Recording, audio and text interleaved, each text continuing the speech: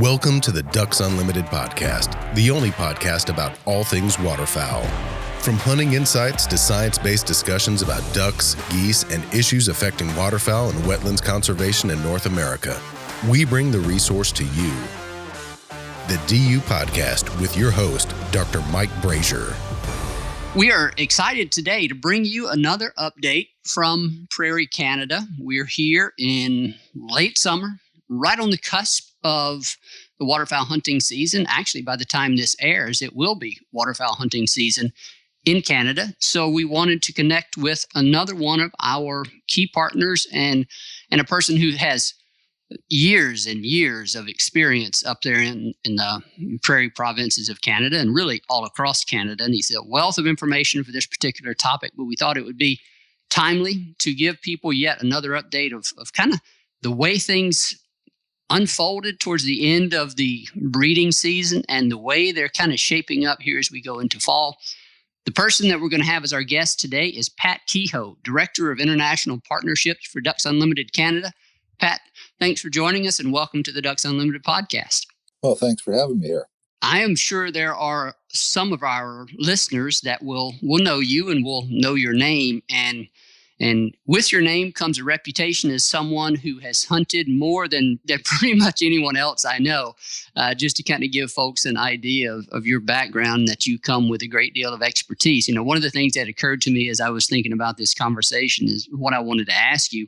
One of the leadoff questions I want to ask you is, have you killed or harvested every species of waterfowl in North America? You will have come close if you will not have achieved that. Everything that is legal, spectacled eiders were protected. I did get Steller's eiders the year that they were, just before they were listed in 1990, and I'm missing a Mexican duck. But other than that, I've got them all. Well, okay. So the Mexican duck is one of the others I was not sure about. I figured you would have put yourself in a situation to kill one of those, but that's still on your list, I imagine. It is, yeah.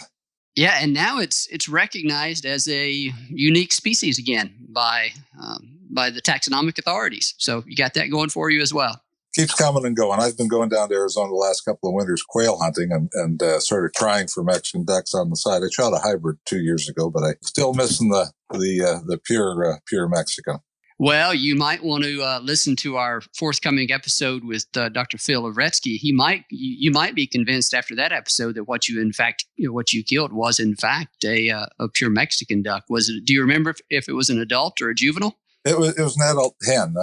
I know there's quite a gradient there in the Mexicans, so it's an interesting bird for sure. And it's elusive, and anyway, it's one that I'm still going to pursue. Hopefully after COVID clears, I'll get to go back down to Arizona and try again. Very good. Well, my point in asking that question was, again, just to kind of establish your credibility among our listeners here, that you know what you're talking about when it comes to waterfowl harvest and waterfowl hunting. And with that kind of set aside, before we get into a quick update on habitat conditions, I do want to give you a couple of minutes to tell folks what it is that you do for Ducks Unlimited Canada in your position. Okay, my role is largely working with the governments in the U.S., the state and federal governments.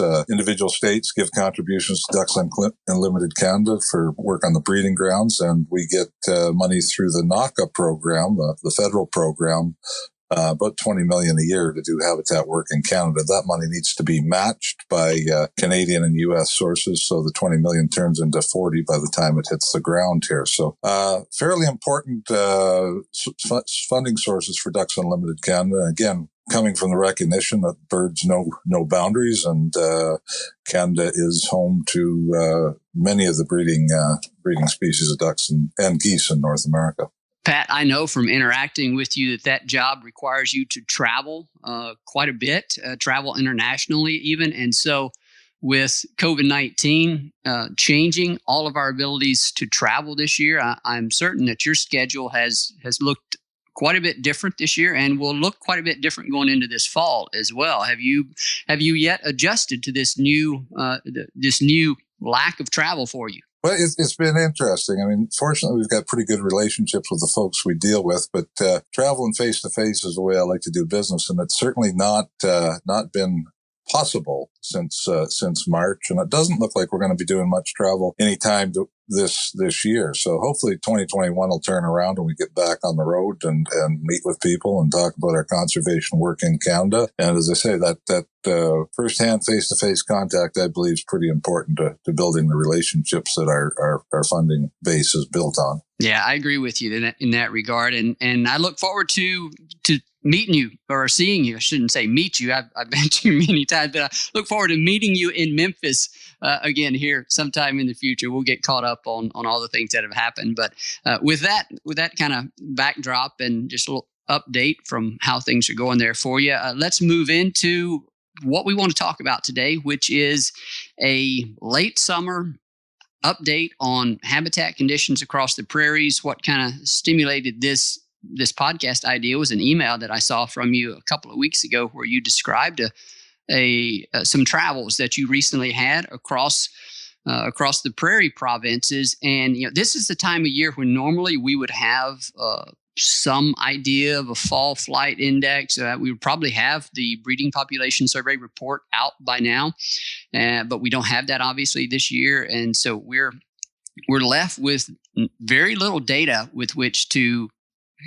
inform an estimate or an understanding of what we might expect with regard to a fall flight. But you had some pretty informative observations that I saw in that email, so I wanted to give you an opportunity to describe that trip across the prairies and what you saw across the different regions in terms of late season habitat conditions, and in what you might have been seeing on the wetlands in terms of duck numbers or any kind of broods that may still be out there. Sure. I live in Winnipeg, Manitoba, so on the very eastern edge of the Canadian Prairie Pothole region. And I had the opportunity here in the last few weeks to make two trips, one across the southern prairie on the Trans-Canada Highway through Regina over to Brooks, Alberta. And the second trip took the northern route up to Edmonton and did a little bit of touring of some of the areas that I'm familiar with from hunting in the past. And got a pretty good look at the prairies overall. Southern prairies from Winnipeg right across are, I would say, very dry. Not as dry as I've ever seen them, but certainly in the lower 25% of what you'd expect in terms of basins being filled. The northern route is a little bit better. There's a couple of good pockets. One that stretches from about Shoal Lake, Manitoba, over a little west of Yorkton. So, a band that's probably 200 miles wide by 100 miles deep. Not a huge area in terms of the vastness of the Canadian prairies, but that area is very wet. And again, when you get to the Alberta border, Lloydminster, which is right on the Alberta-Saskatchewan border, all the way across the province of Alberta to Edmonton, it's very wet as well. In fact, quite a bit of crop damage due to late spring rains, and that's a bit of a problem for the agricultural producers. But the ducks are in that area pretty thick right now, all species, and it looks good. They got a late start over there, but they were able to make up for it. So overall, I'd say the production on Prairie Canada is going to be fairly spotty, but there are a few hot spots where there are good wetland conditions and lots of birds.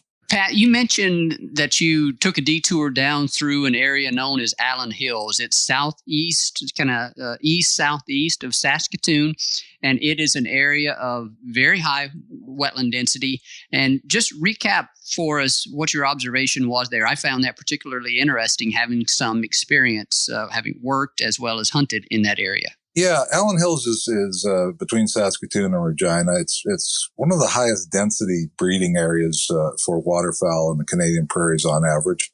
It's been very wet the last 15 to 20 years. Flooded the potholes up beyond the tree lines, lots of dead trees standing. The water now has receded inside that former tree line, so the wetlands are sort of back to normal water levels. But because those wetlands have been wet for so long, I've noticed a real decline in bird use. Wetlands tend to get stagnant if they've been flooded for a long time. They need to dry out completely from time to time to allow that recharge of nutrients and recharge of vegetation and invertebrates that the birds can really rely on. So that's an area where I'd say it's a critical area for waterfowl production, but it's been wet for so long that even though there's water there this year, the birds aren't using it to the extent that you would expect, largely due to those long-term flooded conditions. So that's an area where we welcome a little more drought, I would say, for the short term to get the productivity back to where it should be for the long term. Yeah, hearing the idea that we need more drought in that area is probably scary to most waterfowl hunters, because we've talked earlier this year and even today about how conditions are kind of dry in the southern prairies. But what we need is it to be dry, kind of droughty in the Allen Hills region, but then need it to recover in the southern part of the province. It's sort of the reverse of kind of what we have this year, you might say. So if we could dial that up, we would be in good shape kind of going forward. Yeah, I mean, the prairies rely on the wet-dry cycle. I mean, if you look at the data over time, I mean, I've been around the prairies for over 30 years. I've seen several dry cycles and some very wet years. Longer term, we know that when the prairies dry out, it's not good for continental populations, but when that water returns, it can really kick. And fortunately, the prairie pothole region in North America is huge. So I've talked about a couple of wet areas in Canada. We know the southern North Dakota and South Dakota are very wet this year. So there's going to be definitely production coming out of the prairie pothole region overall. It's not usual that the whole area would become totally dry or totally wet. That's why DU focuses its conservation actions right across the prairie pothole region, from Grand Prairie, Alberta, right down into South Dakota. We've got projects that are active, so when those water conditions hit those parts of the prairies, birds can have the maximal response. So we recognize the importance of the whole region. We work across it. We know water is going to come and go from various parts of the regions, and in those golden years, the whole area is wet and produce real well, and in those tough years, it can all be dry. But luckily, most years are somewhere in between, and we have decent flights out of parts of our region. Pat, let's go back to your trip across the prairies. And I guess here in full disclosure, we are recording this particular episode on August 24th. It's going to air maybe a week or so from the date that we're recording it. And then your trip across the prairie probably happened a couple of weeks ago. So you're looking at that being early to mid-August. Talk about what you might have seen in regard to broods that were still on the wetland, and then also talk about what it is you've seen since then up to now in terms of maybe some birds moving into the area, and perhaps any birds that might, or perhaps teal might already be getting out of the prairies. Yeah, it's been pretty warm here, so wetlands have continued to dry up through the late part of the summer. But the broods that I saw were in very good condition, good numbers. Those birds that I saw 2-3 weeks ago now would be on the wing by now, so very mobile. The drying wetlands they can adapt to and move to where there is water, because it's the shallower seasonal basins that will dry out first. We started to see some bird movement. So I was sitting on the deck yesterday, and those numbers of sandhill cranes started to fly in there, some of our early migrants. And as those cranes come in, we start to lose blue-winged teal. So I expect in the next couple of weeks, we're looking at colder weather next week. It's been running 80 degrees here in Winnipeg the last couple of weeks, but it's dropping down into the 60s. That'll be enough to give those early teal a bump and head them down your way, where teal seasons will be opening and not too long. So things are starting to move as they should. Big Canada geese are starting to I live on the Red River here. They're gathering in fairly decent numbers for this time of year already. Good production on Canada geese locally. So good flights of birds starting to use the agricultural fields that are being harvested right now. So I'd say activity in terms of what the birds are doing is right on track. Harvest is looking to be early this year, so that's a good thing in terms of providing that agricultural food for the migrating waterfowl that pass through the prairies. Some years, like last year, harvest is late. The birds don't really gather in agricultural fields to the extent that they can when it's not harvested. So they rely on those harvested fields to fuel up and head south. This year looks pretty good for that. Pat, let's jump over to Eastern Canada. Do you have any insights? I don't know if you've done any traveling over there at all this year. Probably not much would be my guess. But do you have any insights based on people you may have talked with about how things unfolded in Eastern Canada? I know it's not as variable in terms of habitat conditions as the prairies, but any insights from the eastern part of the country? Yeah, unfortunately, I haven't been over there myself, but I did spend a lot of time in my past career in the maritime provinces, so I have good contacts back there. And certainly, it looks like a decent year in Atlantic Canada through the eastern Quebec for black duck production.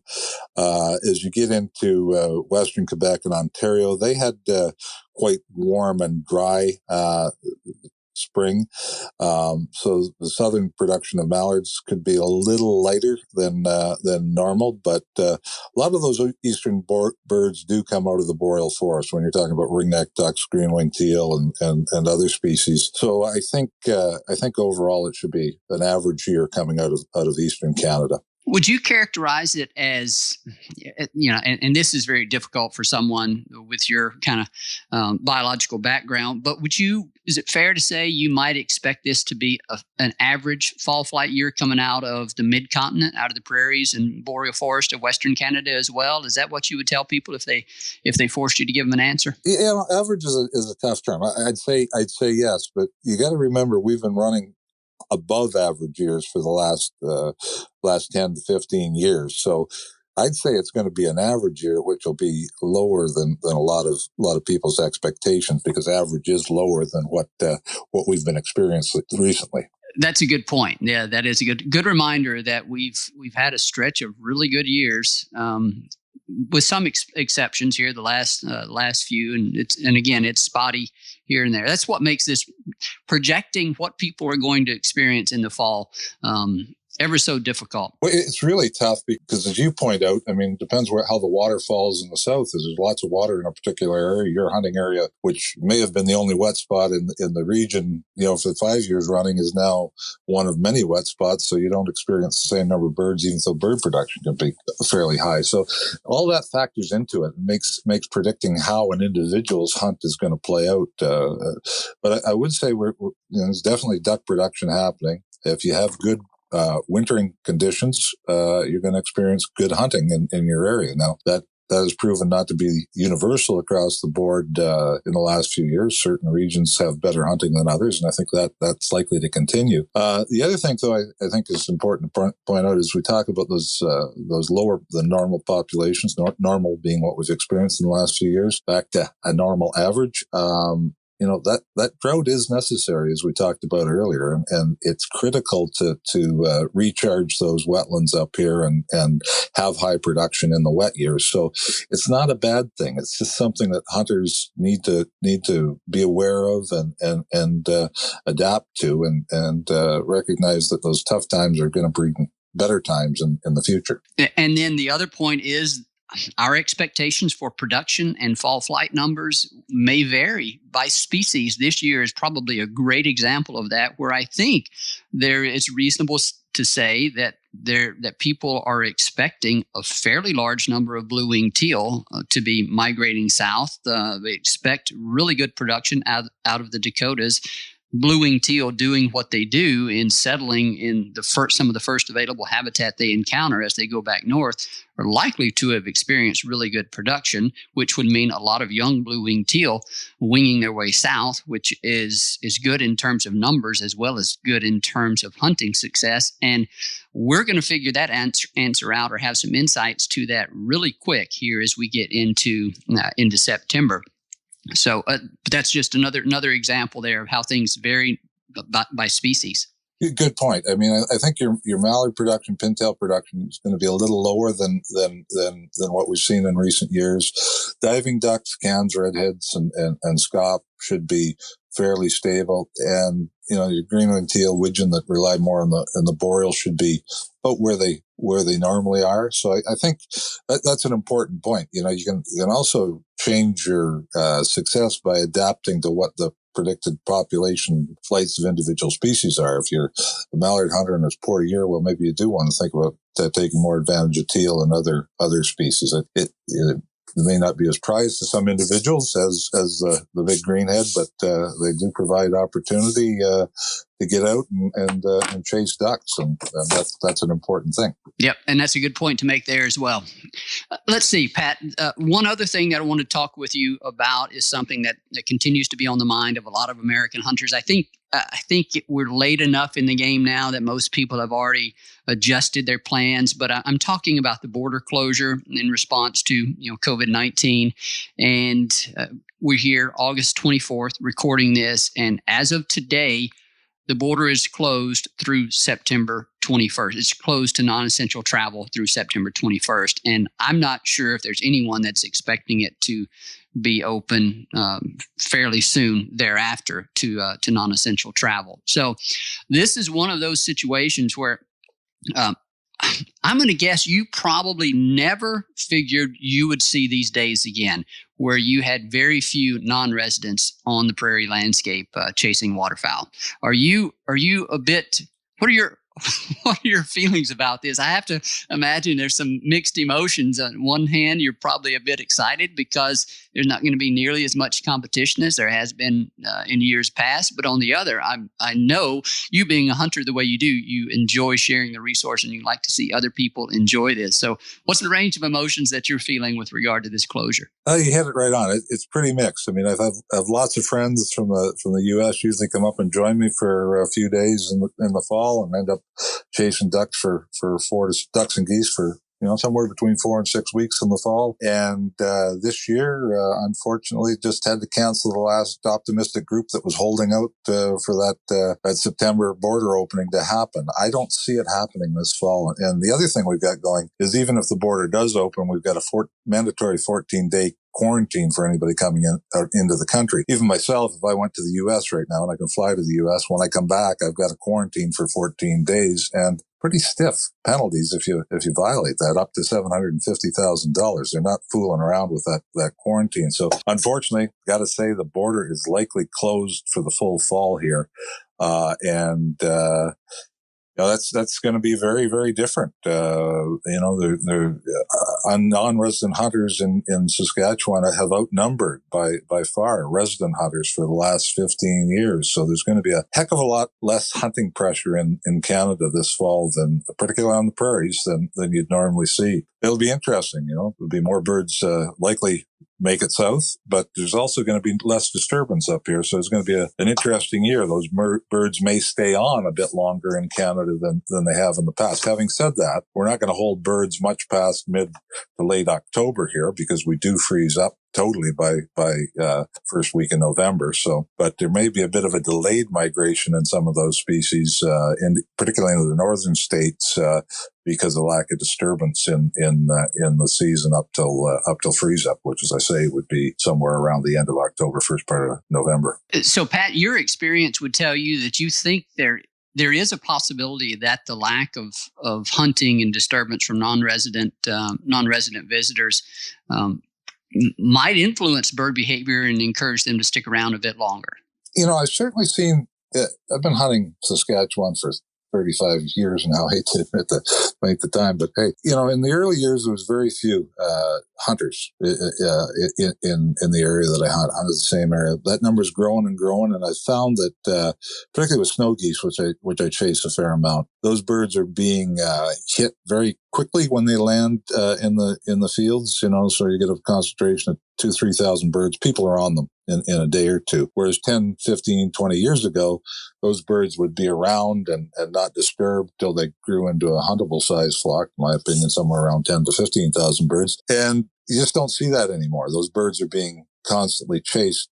So they get into the flock of 2,000. A few days later is into a flock of 10,000, into a flock of 50,000, into a flock of 250,000, become very, very difficult to hunt. So without that kind of disturbance chasing those birds around, it's going to be very interesting to see what happens this fall. I predict you're going to see more smaller flocks across the prairies that aren't disturbed and likely stay there into the fall a little longer than past years. Interesting, some of the news reports on forecasts for non-resident hunters in North Dakota because of the closure of the border.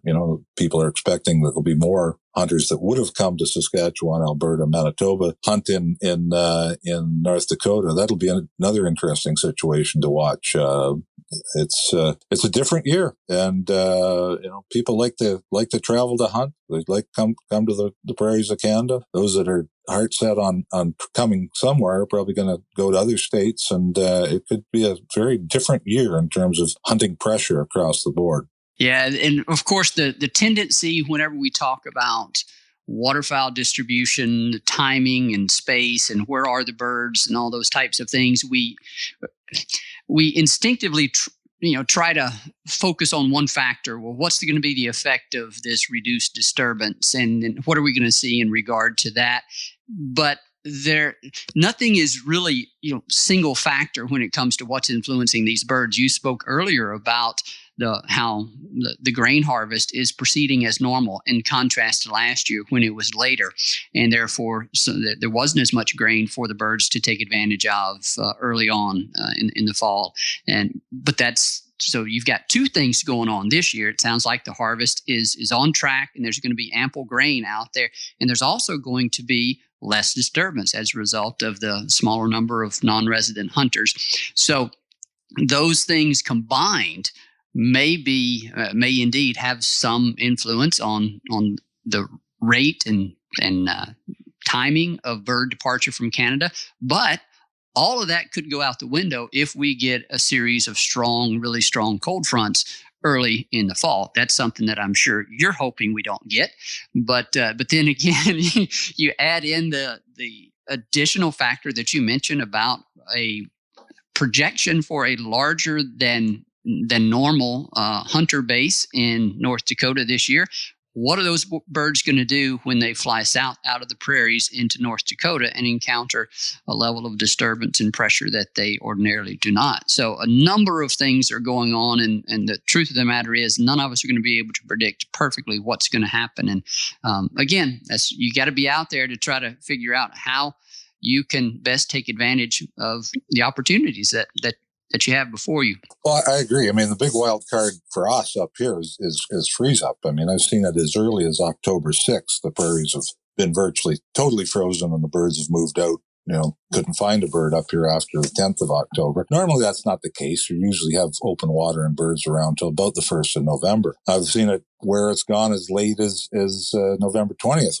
We've had good concentration to birds in open water. So that's probably the biggest wild card or driving factor in the migration out of prairie Canada is freeze up. But certainly hunter effort and food availability are the other factors as you mentioned. And those, I think we got a pretty good handle on what's going to happen. It's going to be lots of food around and not many hunters, but it's that wild card of weather that we can't control that'll really determine when the birds come and go from here. And if there are any hunters out there thinking that maybe or wondering how Canada is going to be able to track individuals in this 14-day quarantine phase, if there's anybody out there thinking that, they're not possibly going to be able to track us all, I might rethink that based on some of the things that I've seen on Facebook and how serious, as you said, Pat, the Canadian officials are in terms of actually tracking and checking to make sure that you are where you say you're going to be during that quarantine phase. They're not going to just rely on your good word to go into quarantine, are they? No, and unfortunately, being out in a goose blind somewhere doesn't count as part of your quarantine. You've got to be in a house. There's one case that just hit the news this week up here of a individual from Kentucky that was apparently going to Alaska. Ability to drive through Canada to go to Alaska, but you have to make that trip from the Canadian border to Alaska within a fixed amount of time, and they do monitor you. This guy was found in Banff National Park hiking, and he's looking at potentially a $750,000 fine. So, I mean, I've had some people, as people do, speculate, well, what happens if we just come up and can we just No, don't even think about it is the answer. It's not worth the risk. Unfortunately, I really don't like that situation at all. The border's closed. My wife is actually an American. She's headed down to Louisiana next week, and I'm not able to go with her because of the border closure. Can't drive. I can fly down later. So it's problematic. Absolutely, it's something I never expected to see, and certainly back in March, I never would have expected it to last this long. But here we are, and no sign of that opening anytime soon. Yeah.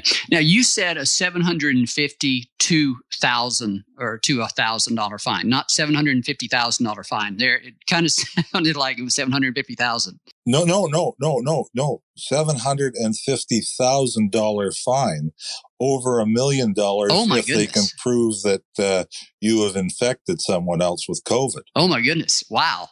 No. You can Google that. I did not realize that, Pat. That's not 700. It's not $700. $750,000 is the upper end of that fine. Most of the fines that I've heard are in that $1,000 to $2,000 range. People just making mistakes. But there is this one individual who had a set path that he was supposed to take, and he varied from it, and that's $750,000 to be clear. Yeah. Wow. Yeah. So you certainly don't want to be fooling around with that. Thanks for clarifying that. All right. Well, that's probably going to wrap it up here for us, Pat. This has been great to hear about on the ground update from what you saw in mid-August and now what you're seeing here in late August. And it sounds like we've got a decent year. It sounds like Yep. there's some good opportunities that we're going to have. It may not be, probably will not be, all across the board, the best year we've ever had. The one thing, Pat, I have found that I am good at predicting. Every single year, I'm good at predicting that somebody's going to say, when it's all said and done, somebody's going to say, we had the best year we've ever had. And then somebody else is going to say, we had the worst year we've ever had. If there's anything that you can almost guarantee, it's that. Now, where you fall as an individual hunter on that spectrum, that's kind of left up to a number of factors that we do not really understand. Absolutely agreed. If you want to check back with me towards the end of September, I plan on being over in Saskatchewan, and I can let you know what I see at that point. But other than that, that's the story as I've seen it across Prairie Canada this year. And as you say, it's gonna depend on where you're at, how your success varies this fall, and hopefully people are in the right spot at the right time. Thank you so much for joining us, Pat, and we will take you up on that offer. We'll reconnect with you later in the month, later in September, and see how your season's going, see what you are seeing in terms of bird numbers and bird movements, and we'll catch up with you then. Thanks so much, Pat. Sounds great. Thank you. A special thanks to our guest on today's show, Pat Kehoe, Director of International Partnerships for Ducks Unlimited Canada. He has spent many, many years across all of Canada chasing ducks and geese, and he provided us some valuable insights this year with how things are starting to unfold here in late summer and fall.